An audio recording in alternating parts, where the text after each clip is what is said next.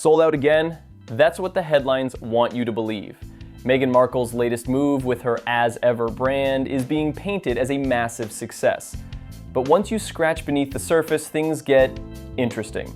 From eyebrow-raising product launches to questionable price tags, there's a lot the glossy Instagram posts don't tell you. And trust me, it starts with one of the most controversial dates Meghan could have possibly chosen. Imagine launching your luxury rosé wine on Princess Diana's birthday. That's exactly what Meghan Markle is doing with her As Ever Napa Valley Rosé, set to hit the market on July 1st. And while some see it as a harmless coincidence, others aren't buying it. See, for those keeping score, July 1st isn't just any date. It's a day forever tied to Princess Diana's legacy, a woman whose complicated relationship with the royal family has been under the spotlight for decades. Deliberate, Yes. Dan, that she is releasing Yes. the rosé as Yes. ever, and she's going to use Princess Diana for attention like she has copied Diana's outfits for years. Now Meghan choosing that exact date to drop her new alcohol product, the timing has fueled speculation online.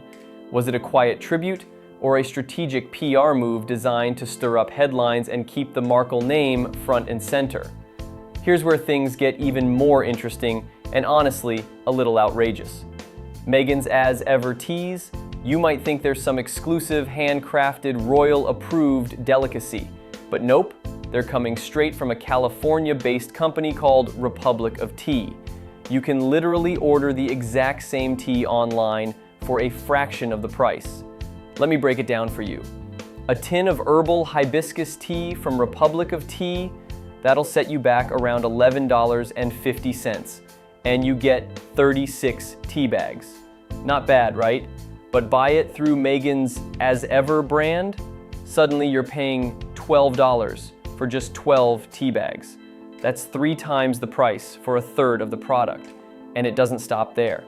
The so-called famous flower sprinkles Meghan keeps raving about, yep, sourced from the same company. Except those aren't even some rare ingredient. They're literally bits of tea leaves repackaged and resold with a hefty royal markup.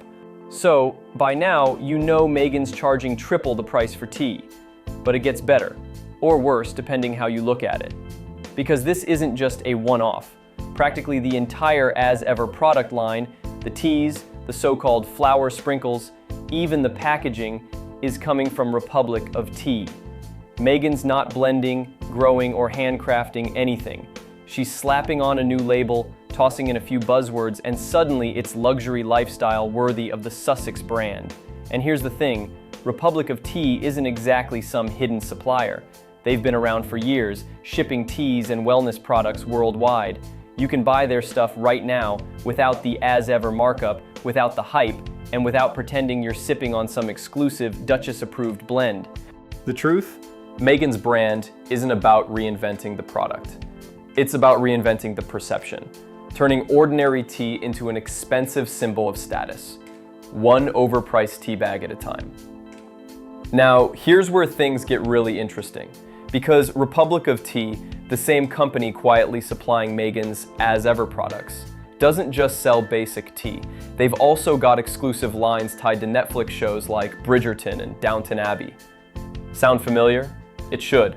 Meghan and Harry's multi-million-dollar Netflix deal has been making headlines for years, and while there's no official statement linking these dots, plenty of people online are wondering, was this all part of a cozy insider arrangement?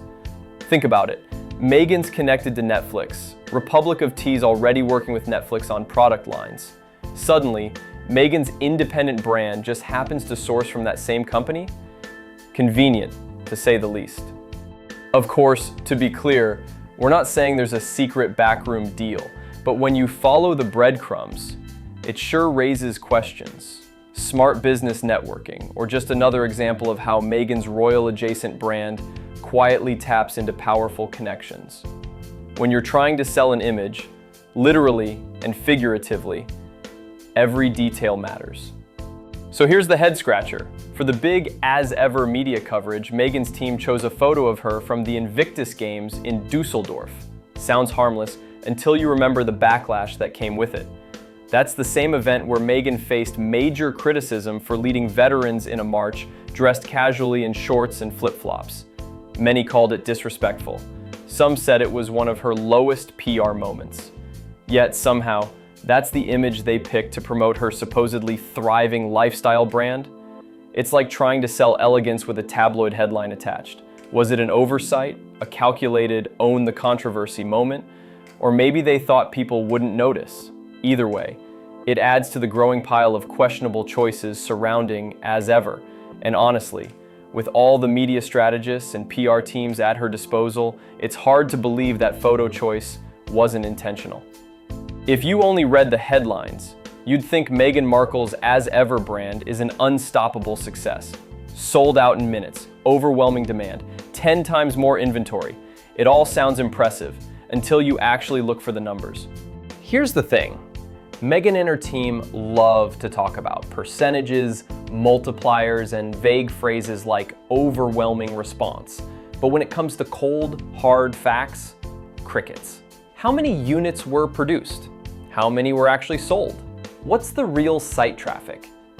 They won't say. All we get are carefully packaged sound bites designed to spark excitement, but not provide clarity. And let's be real, when you've got millions of followers, a well-oiled PR machine, and the ability to relabel off-the-shelf products, selling out a limited batch isn't exactly a shock. But calling it overwhelming success without showing receipts, that's pure brand spin, and people are starting to notice. When you stack it all up, the suspicious launch dates, the inflated prices, the outsourced products, the shady photo choices, and the vague success claims, a clear picture starts to form. Meghan Markle isn't reinventing wellness or luxury. She's reinventing perception. As Ever isn't about crafting something new, it's about crafting an image built on exclusivity, clever branding, and a whole lot of smoke and mirrors. And hey, some would call that smart business. Others, they see it as calculated, strategic, maybe even exploitative. It's not about tea or flour sprinkles or apricot spreads. It's about building the Meghan Markle brand, one pricey, rebranded product at a time. Love it or hate it, there's no denying. Meghan knows how to keep herself and her products in the headlines. So is As Ever a brilliant branding masterclass, or just another overpriced celebrity product riding on royal connections and media spin? One thing's for sure, the more you dig, the more there is to uncover. What do you think? Smart hustle or royal ripoff? Let me know in the comments. And hey, if you like seeing what's really going on behind the headlines, hit that subscribe button. Because trust me, this story, it's far from over.